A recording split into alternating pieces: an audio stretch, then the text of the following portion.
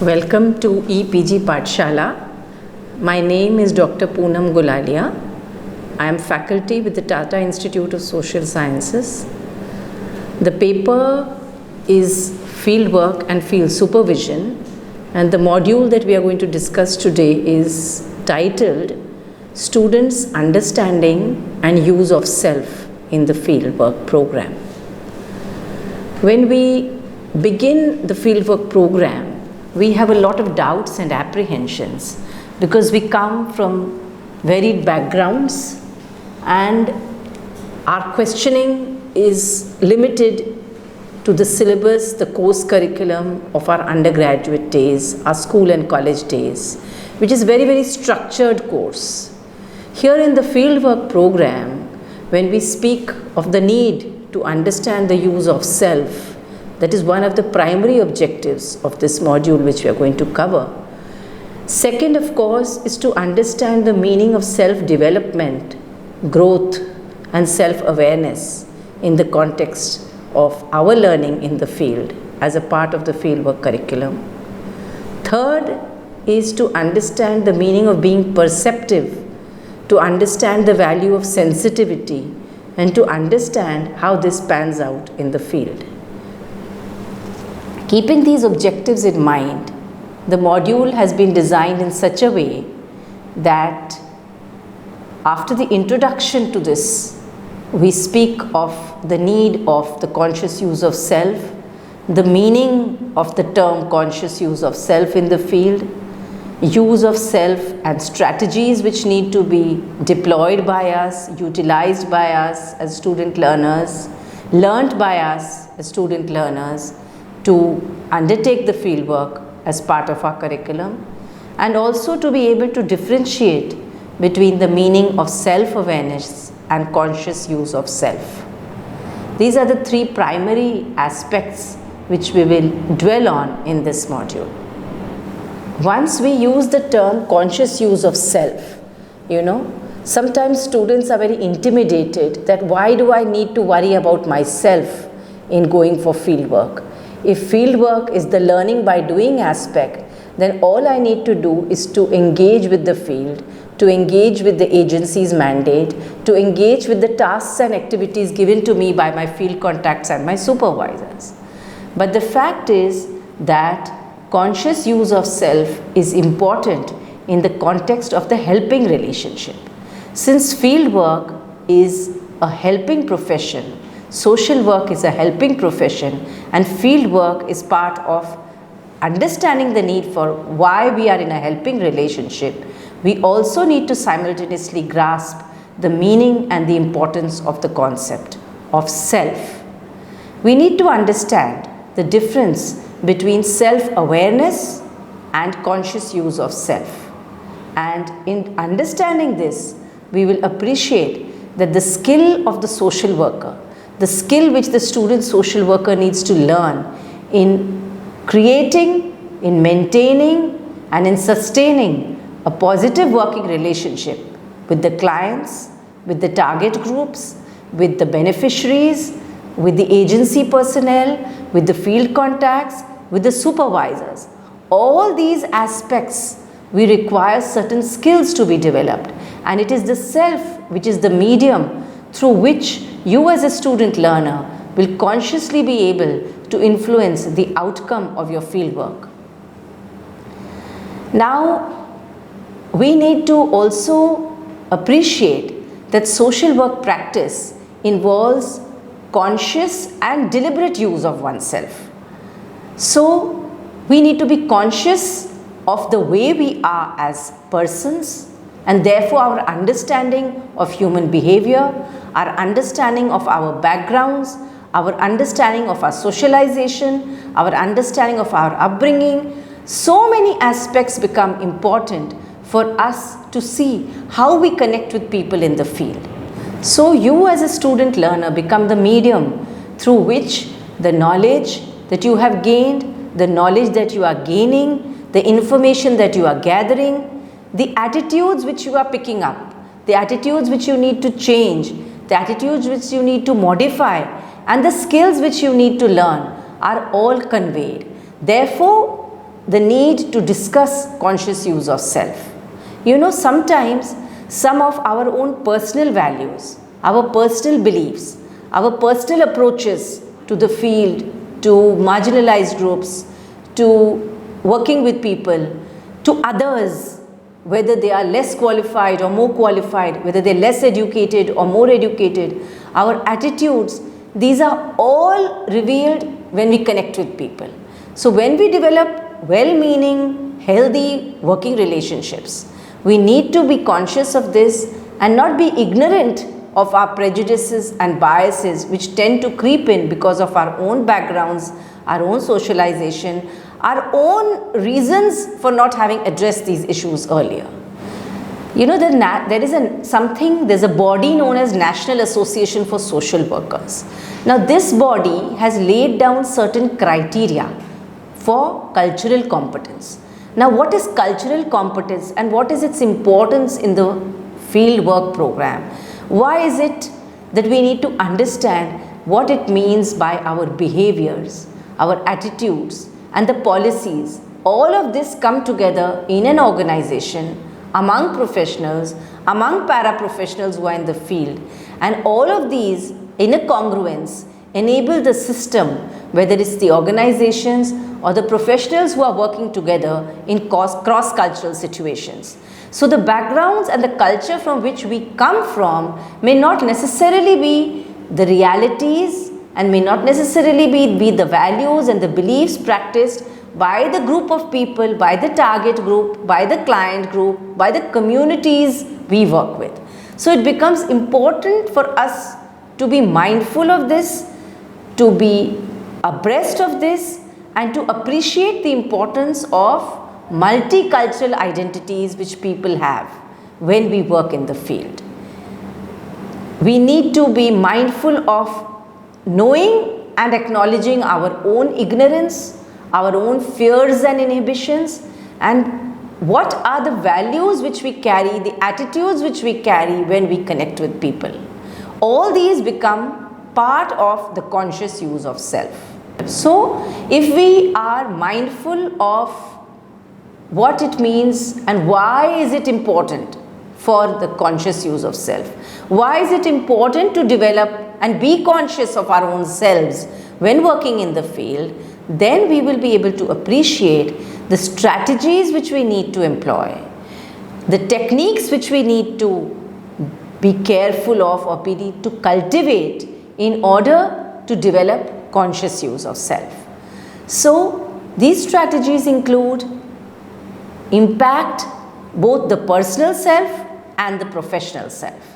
These strategies are such which we try and inculcate in the pre-placement exercises we undertake as part of the fieldwork program, which are called skill laboratory building exercises, which are spread out over a series of 3 to 4 weeks, which enable the process of coming to terms with oneself, coming to terms with what we mean by self-awareness, coming to terms with where and how we are in the trajectory of our own growth and development, in terms of our mental faculties, in terms of our connecting with people, in terms of our communicating with others, in terms of accepting others' points of view, others' lifestyles, others' cultural criteria, others' way of thinking and others' way of living. So all these aspects become important when we discuss the personal self.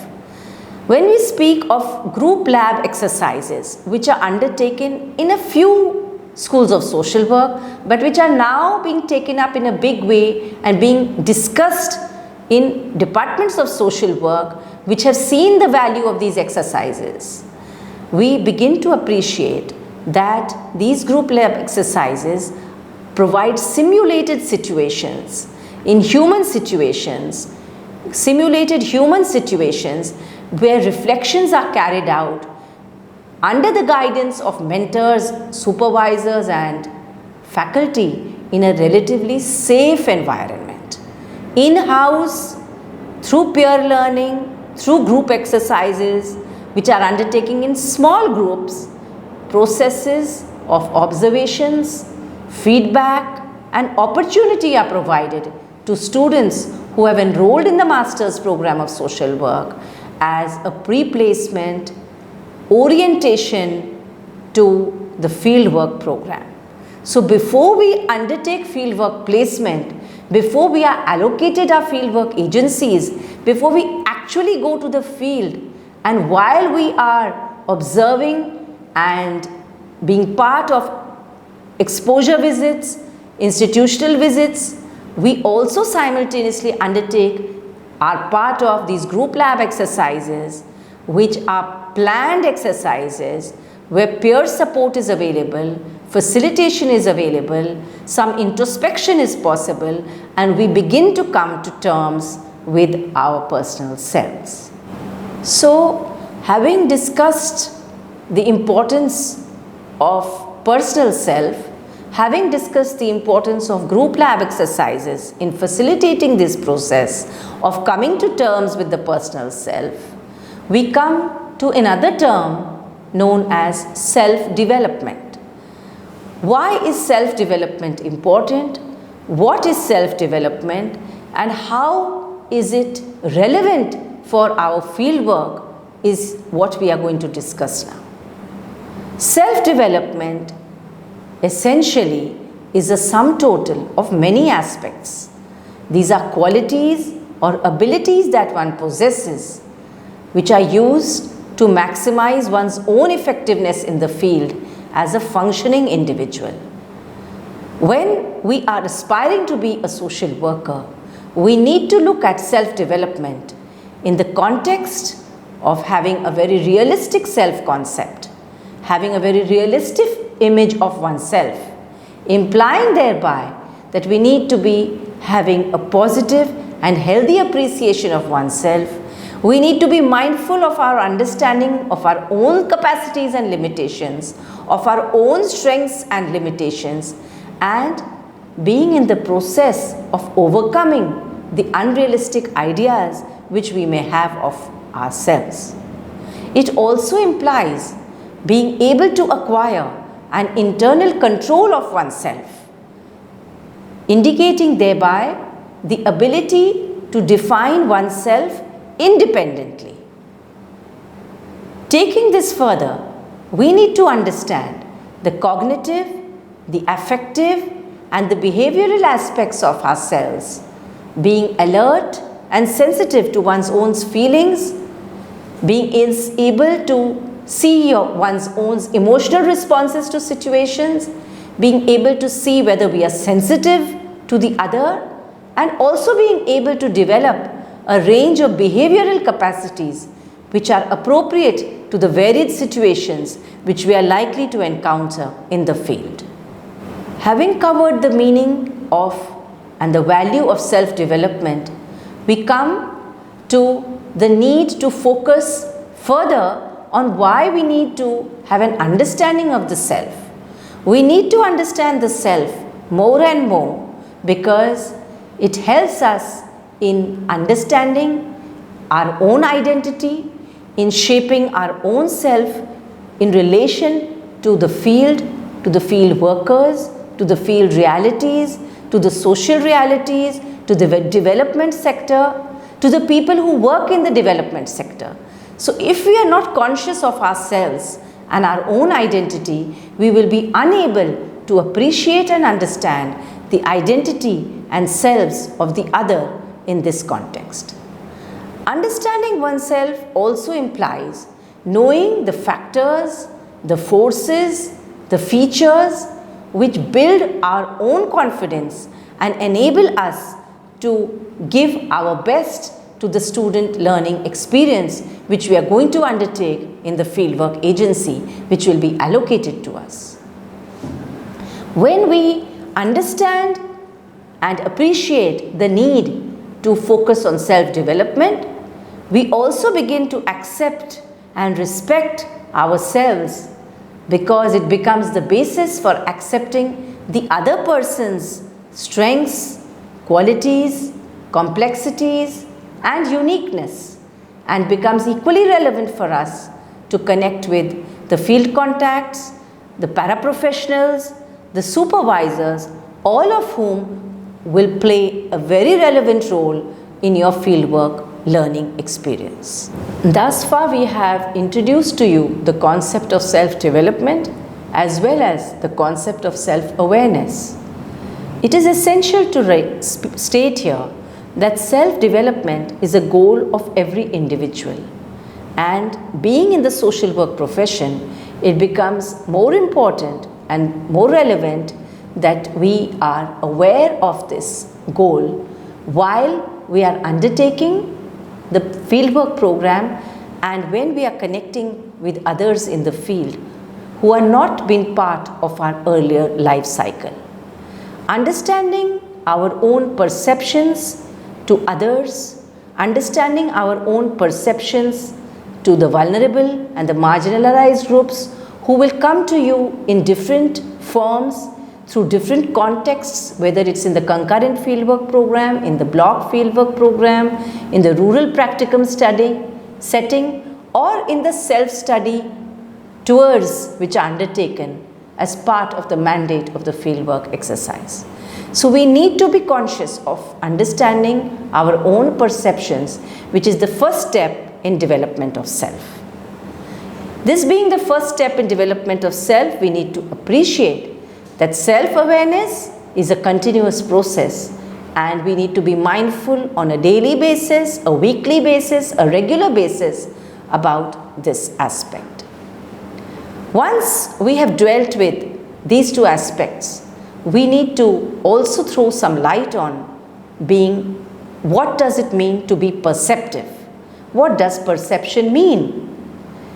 Perception essentially is the ability to observe details, to remember these in the context of our fieldwork program, to select the relevant among these in relevant to the people we connect with, to interpret it and to report it verbally or in writing to our supervisors, to our field contacts, to our agency personnel, to the faculty advisors and to the fieldwork secretariat.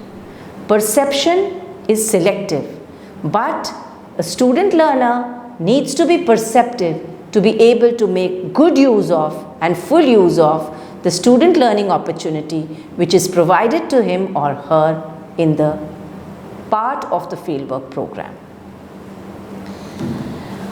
One aspect which we need to dwell on a little is attention. Our attention deficit sometimes does not help us to be effective as a student learner. Why is attention such an important factor? Because it affects perception. It affects our perception of the field. It affects our perception of the roles people play in the field. It affects our perception of the peers, our co-workers, the other student learners who are part of the same fieldwork program, who may be placed in the same agency or in another agency.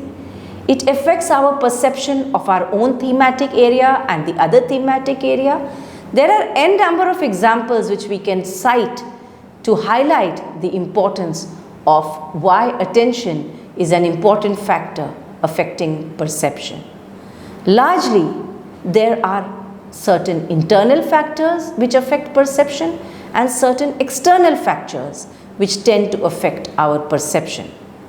The internal factors which impact our attention and which in turn affect perception are either our own interest in the field, our own interest in the work of the co-workers, our own interest in the work the agency is undertaking, our own interest in the vulnerable groups which are being serviced by the organization.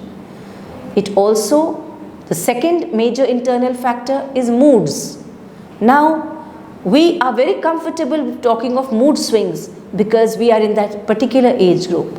But in the fieldwork practice, moods, swings cannot be a reason for us to enable us or to allow us to affect our perception of people.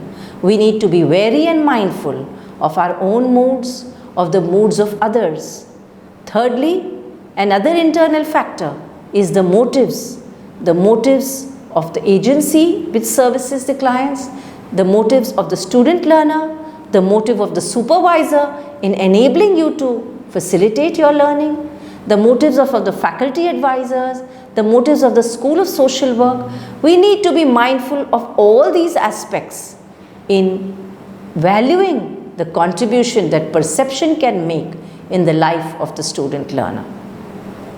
The other internal factors are biases and prejudices, which I have mentioned before, which tend to impact our learning and which tend to debar us from moving ahead, connecting with people. When we work with people, whether we are working with individuals, groups, communities, we need to be mindful of our own biases and prejudices, which may tend to creep in. These are largely the internal factors which we need to keep in mind when we undertake fieldwork.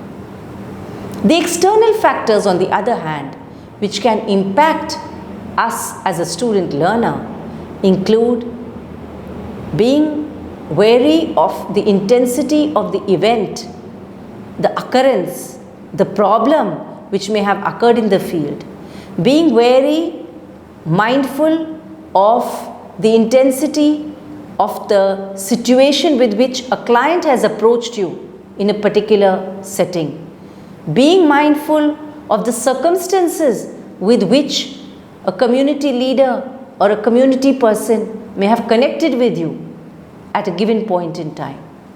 The other major external factor is repetition of an event, problem, situation or occurrence.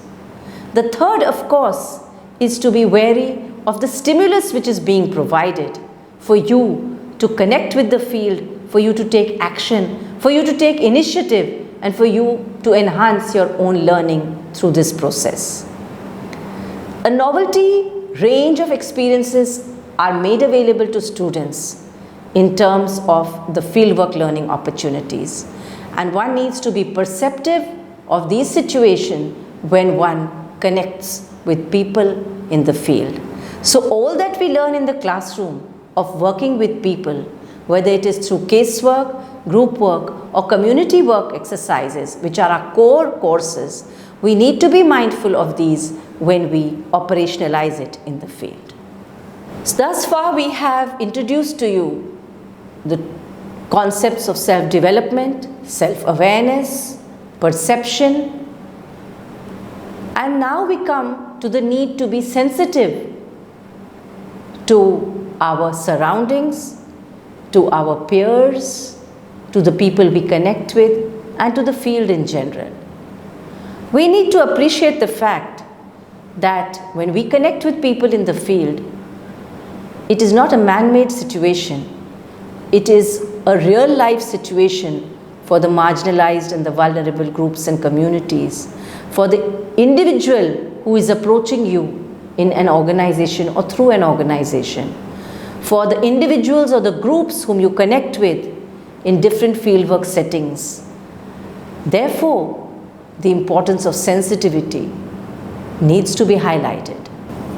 A student learner needs to be sensitive to situations and people, to the field and to the context, to the organization, to its mandate, to its workforce and to its surroundings. Why is sensitivity so important? Sensitivity in a student worker enables him or her to develop a holistic understanding of the context, of the individuals who need help, of the groups who approach them, or from the communities which are in the marginalized or the vulnerable situation. Sensitivity implies receptivity, being receptive, and also requires an empathetic understanding of the situation and the people. There are several ways that you may get opportunity to develop sensitivity in the field, whether it is through reading case study reports, whether it's through exposure visits provided to you by the departments or the agency, whether it is through observing professional social workers in the field or observing paraprofessionals in the field, or it is through discussing your own fieldwork experiences with co-workers, peers, professionals and faculty to enable you to enhance your sensitivity. There are quite a few aspects which we are being able to cover when we speak of the conscious use of self, the need for self-awareness, and the need to focus on self-development.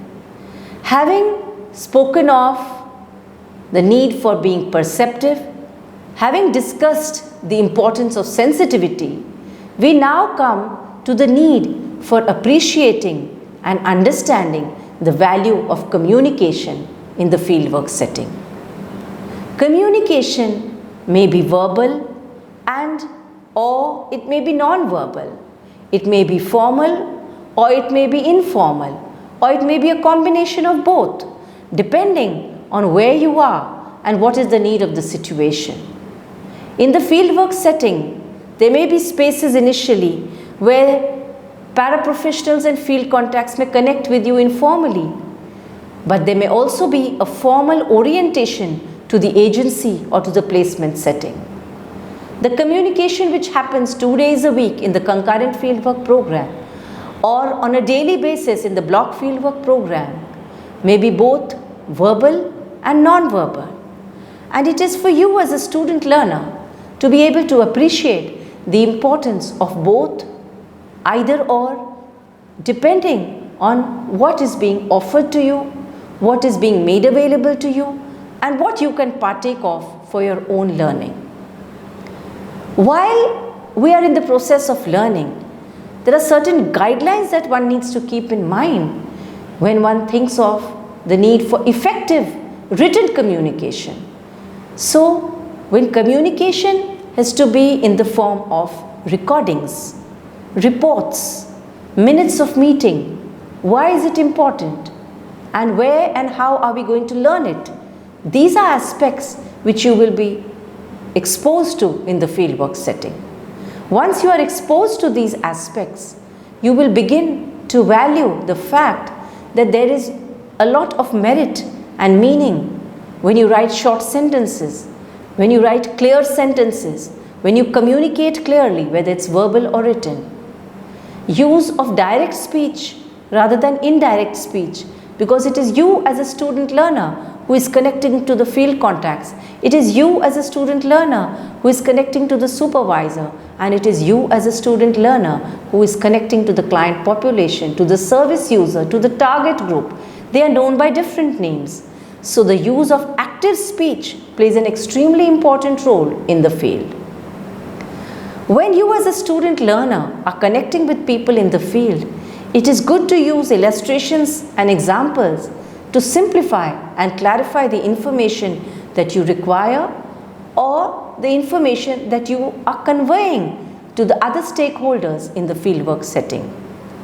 It also requires that you begin to arrange your ideas, your thoughts in a logical and a sequential order, so that what you say and communicate makes meaning, is valuable, contributes to the organization's growth, contributes to the paraprofessional's work, and equally contributes to your own fieldwork objectives, which are stated in the fieldwork manual of the schools and the departments of social work. When we speak of communication, it is essential that we have discussed the importance of, the value of, and the need for both verbal and non-verbal communication, written and otherwise. But we also need to focus on formal communication and informal communication. As a student learner, it is essential to appreciate that formal communication is an essential part of every formal organization, every formal placement setting, and the value of this formal communication needs to be understood and appreciated. In any administrative hierarchy of an organization where you are placed, what position is held by the head of the organization? What position is held by the paraprofessionals? What is the hierarchical division of responsibility among the professionals in the organization? What is the message wants to be given? What is the channel of communication?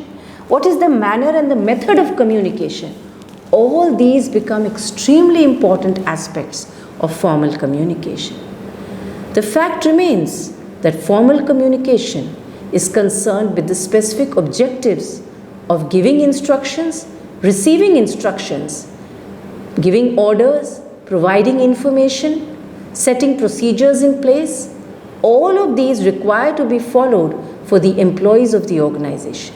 Since you as a student learner are going to be an integral part of the organization for the year-long concurrent fieldwork program, it becomes mandatory for you to follow these formal modes of communication and to appreciate the need for feedback in this process.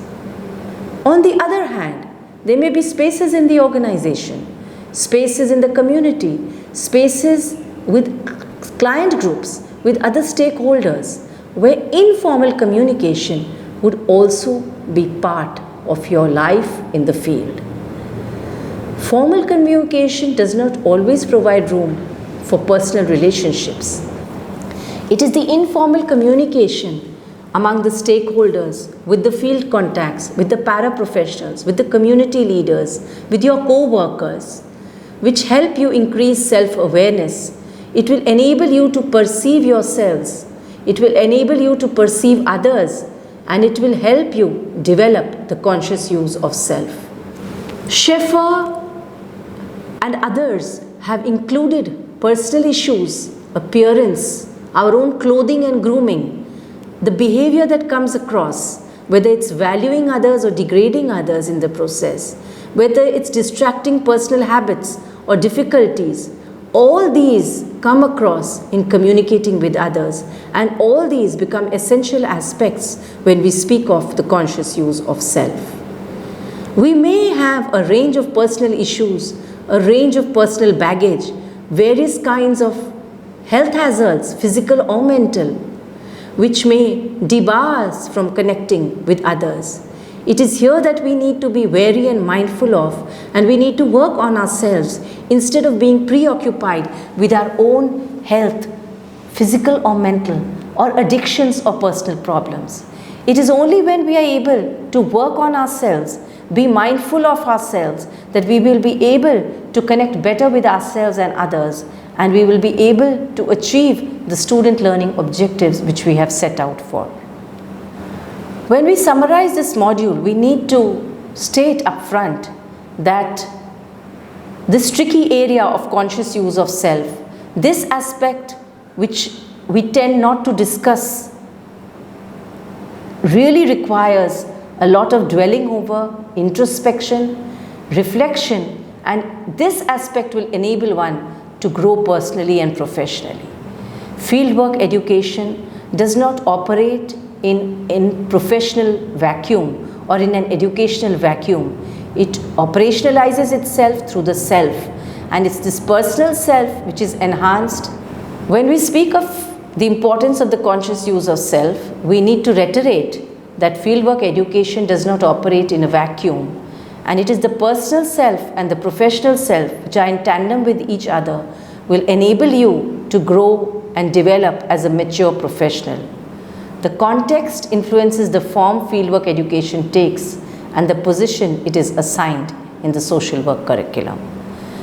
I would like to urge you to read the e-text. I hope you have understood the module as it has been explained to you. The references for the same have also been provided in the e-text, and I do look forward to any discussion which we may have in future. Thank you.